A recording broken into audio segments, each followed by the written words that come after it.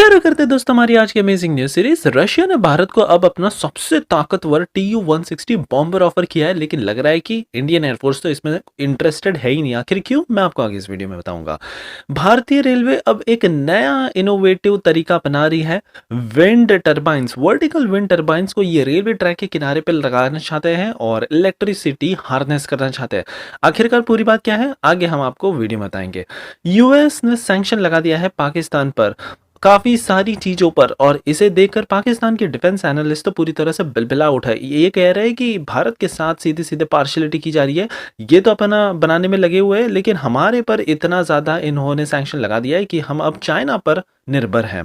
जेन technologies, ये एक Hyderabad based startup company है। इन्होंने एक पेटेंट हासिल कर लिया है फॉर T-72 सिमुलेटर सिस्टम। ये भी काफ़ी कमाल का सिस्टम है। अस्त्र MK2 में तो अब भारत ने डिसाइड किया है कि चलो इसमें तो आगे हम AES रडार भी लगा देते हैं। इसके क्या बेनिफिट होंगे आगे हम आपको इस वीडियो में बताएंगे। भारत अब कॉम्पोजिट प्रोडक्शन पर बड़ा फोकस कर रहा है। फाइटर जेट्स में यूज होने वाले नए नए मटेरियल्स हम खोजने में लगे हुए हैं, और फाइनली देखेंगे कि कैसे इंडियन एयरफोर्स का एक बड़ा झोल सामने आया है। जब ये वेंडर सिलेक्ट करते थे ना, इसमें बहुत सारी पार्शलिटी की जाती थी। सो काफी इंटरेस्टिंग आज की सीरीज होने वाली है, इसलिए प्लीज आप एंड तक देखिएगा। साथ में अगर आप चैनल पर नए हैं, आपको ऐसी न्यूज सीरीज पसंद है, तो प्लीज हमें सब्सक्राइब करना भी मत भूलिएगा ऐसी इंफॉर्मेटिव न्यूज सीरीज हर दिन देखते रहने के लिए। सो पहली खबर आ रही है रशिया के TU-160 बॉम्बर की तरफ से।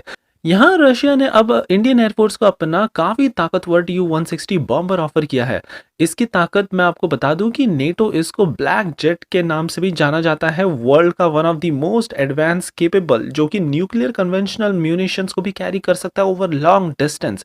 बट ड्रॉबैक इसका ये कि ये बड़ा महंगा पड़ता है। इसके मेंटेनेंस से लेके ऑपरेशन लाइफ साइकिल, अगर आप टोटल कॉस्ट ऑफ ओनरशिप निकालो तो ये बहुत ज़्यादा हमको एक्सपेंसिव पड़ता है। रशिया ने हमको ऑफर किया है फॉर 163 मिलियन पर यूनिट, लेकिन ये तो हमारा डिफेंस बजट ज़्यादा कुछ है नहीं, तो इतना भारत सपोर्ट नहीं कर सकता। इनफैक्ट पता जा रहा है कि हमको तो हमारा इंफ्रास्ट्रक्चर भी मॉडिफाई करना पड़ेगा, जैसे कि रनवे, फिर हैंगर्स, ये सारा कुछ मॉडिफाई करना पड़ेगा, और इतनी कॉस्ट बेयर करने की हमारे पास अभी क्षमता नहीं है। वैसे तो काफ़ी कमाल का ये है, लेकिन भारत का अगला अप्रोच है। यहाँ पर हमने कहा है कि हम मल्टी रोल कॉम्बैट और जो ड्रोन्स है ना, UAVs, इस पर ज़्यादा फोकस करेंगे rather than procuring world's most advance bomber aircraft. तो ये भारतीय एयरफोर्स का रिस्पॉन्स था, लेकिन देखने लायक होगा कि भारत अपना खुद का कब ऐसा कुछ कॉस्ट इफेक्टिव अंदाज में बनाकर तैयार करता है। हमारी अगली खबर भारतीय रेलवे की तरफ से आ रही है। यहाँ पर आप ये जो देख रहे हो ना, वर्टिकल विंड टरबाइन, कुछ इसी तरह के विंड टरबाइन हमारे रेलवे ट्रैक्स के किनारे पर लगाने का विचार किया जा रहा है। 2030 तक नेट जीरो कार्बन एमिशन वाला इंडियन रेलवे टारगेट लेकर चल रहा है। अगर हमने ये अचीव कर लिया ना, तो पूरे दुनिया में भारतीय रेलवे इकलौती ऐसी रेलवे सिस्टम होगी जो ऐसे कमाल के टारगेट को, नेट जीरो कार्बन एमिशन वाले टारगेट को अचीव कर पाएगी। तो विंड टरबाइन एक बड़ा क्रिटिकल रोल प्ले कर सकता है। यहाँ पर केवल इनको बाजू में लगाना है ट्रैक्स के, और चलती फिरती ट्रेन से ये घूमेंगे और इलेक्ट्रिसिटी हम फिर हार्नेस करके सीधा ग्रिड में भेज देंगे। करेंटली फिजिबिलिटी स्टडी चेक की जा रही है मुंबई दिल्ली रूट पर, क्योंकि यहाँ पर सबसे ज़्यादा ट्रैफिक देखा जाता है, और काफ़ी इंटरेस्टिंग होगा कि यहाँ पर क्या आउटकम निकल कर आएगा। पाकिस्तान पूरी तरह से परेशान हो चुका है, क्योंकि अमेरिका इन पर सैंक्शन लगाने वाला है। ट्रम्प सरकार को आने के लिए बस अब कुछ ही दिन बचे हैं कि पाकिस्तान डिफेंस एनालिस्ट की टीम तो पूरी तरह से बेबस हो चुकी है। यहाँ पर इन्होंने कहा कि ऑलरेडी हम पर दुनिया भर के सैंक्शन लगा दिए हैं। लॉन्ग रेंज मिसाइल प्रोग्राम जब पाकिस्तान रन कर रहा था, इस पर प्यूनिटिव एक्शंस लिए गए वॉशिंगटन के द्वारा।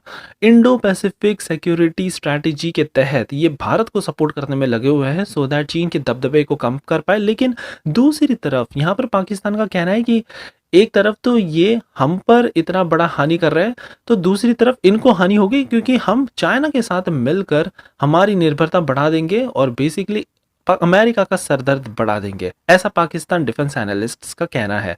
आगे तो ये भी कह रहे हैं कि ये भारत के साथ बड़ा पार्शल हो रहा है। एक तरफ जहां भारत नई ऊंचाइयां हासिल करता जा रहा है, इंडिया अपने nuclear own missile achievements achieve करता जा रहा है, तो वहीं दूसरी तरफ अगर पाकिस्तान काम करे तो इन पर सैंक्शन लगा दिए जाते हैं। वैसे ट्रम्प के आने के बाद लग रहा है कि ये और भी ज़्यादा टफ होने वाला है पाकिस्तान के लिए, और देखने लायक होगा कि ये पाकिस्तान कैसे डील करता है। भारतीय कंपनी जेन टेक्नोलॉजीज की तरफ से भी एक बड़ी अपडेट आई है। ये एक हैदराबाद बेस्ड कंपनी और रिसेंटली इन्होंने अपना 11th पेटेंट को फाइल किया है फॉर T-72 सिमुलेटर सिस्टम। यहाँ पर मैं आपको इसके कुछ फ़ायदे बताता हूँ 3-4। सबसे पहले तो ये बहुत ही ज़्यादा इनोवेटिव इमर्सिव सिस्टम इन्होंने तैयार कर दिया है जो कि रियल लाइफ एक्सपीरियंस प्रोवाइड करता है। एफिशिएंट है, पूरा बस एक कंटेनर में ही इन्होंने डाल दिया है। और केवल ये स्टेबल कंटेनर नहीं है, यहाँ पर तो ये मोशन को भी क्रिएट करता है सो दैट रियल वर्ल्ड का फिजिकल सेंसेशन हमारे जो भी नौजवान है वो फील कर सके ट्रेनिंग में जाने से पहले। तीसरा, ये बहुत ज़्यादा कॉस्ट इफेक्टिव है। अगर हमको लंबे टाइम तक भी किसी को ट्रेन करना है ना और बहुत बड़ी फौज को, हम इजीली ये कर सकते हैं, बस इसको स्केल अप करना है। सो वाकई में भारत ने ये एक नई इनोवेटिव टेक्नोलॉजी भी डेवलप कर ली है। भारत की एक काफ़ी कमाल की अस्त्र MK2 मिसाइल की तरफ से भी एक बड़ी अपडेट आई है। वैसे तो इसको टाइम लगेगा, अगले साल तक ये तैयार होगी 2026 के एंड तक, लेकिन अब भारत ने डिसाइड किया है कि चलो इसके आगे हम AESA रडार भी सीकर भी प्रोवाइड करा देते सो दैट ये पिन पॉइंट एक्यूरेसी के साथ दुश्मनों को मार सके। आपको बता दें कि ये air to air beyond visual range missile है जो हमारे फाइटर जेट्स में लगा दी जाएगी और जो करंटली अस्त्र MK1 है ना, इसको निकाल दिया जाएगा क्योंकि इसकी रेंज काफ़ी कम थी। MK2 की रेंज तो 160 किलोमीटर और भी ज़्यादा हमने इंक्रीज कर दी है और इससे दुश्मन पूरी तरह से बौखला गए हैं। सो पुरानी मिसाइलों को क्या करें, तो इसका इंडियन एयरफोर्स ने सोचा कि अस्त्र MK1 को हम यूज़ करेंगे for immediate operational needs and supply chain deployment, लेकिन जो अस्त्र 2 होगा ना, ये काफ़ी धमाकेदार, इसको हम यूज़ करेंगे for superior range and technology leverage. हमारी अगली खबर आ रही है भारत के फ्यूचरिस्टिक फाइटर जेट में यूज होने वाले काफी इनोवेटिव मटेरियल्स की तरफ से, कंपोजिट मटेरियल्स। यहाँ पर नेशनल एरोस्पेस लैबोरेटरीज, यही वो लैब है जहाँ पर काफी इनोवेटिव मटेरियल्स पर रिसर्च किया जाता है और अब ये तो प्राइवेट कंपनियों के साथ मिलकर इन्होंने डिसाइड किया है कि हम हमारे नेक्स्ट जनरेशन फाइटर जेट्स के लिए और भी ज़्यादा लाइट वेट, और भी ज़्यादा हाई स्ट्रेंथ और काफ़ी ड्यूरेबल मटेरियल इस लैब में तैयार करेंगे। करेंटली 2035 तक हमारा टारगेट है कि तेजस MK2 के 300 से ज़्यादा यूनिट्स भारत प्रोक्योर करेगा। ऐसे में हम केवल स्टील या एल्यूमिनियम या एलॉय को यूज़ नहीं कर सकते, हमको एक काफ़ी इनोवेटिव कंपोजिट मटेरियल चाहिए होगा सो दैट हम इसको फ्यूचरिस्टिक बना सके और अगले 20-25 साल की ग्रोइंग टेक्नोलॉजी से कोप अप कर पाए। तो इसी रीज़न की चलते यहाँ पर एक बड़ा डिसीजन लिया गया है और ऐसे इनोवेटिव मटेरियल पर अब हम जल्दी तेज़ी से रिसर्च करना स्टार्ट कर देंगे जो कि भारत का फ्यूचर का फौलाद बनेगा। फाइनली हमारी आखिरी खबर इंडियन एयरफोर्स की तरफ से आ रही है। इन पर रिसेंटली ऑडिट किया गया और पाया गया कि ये तो काफ़ी ज़्यादा झोल झपाला कर रहे थे।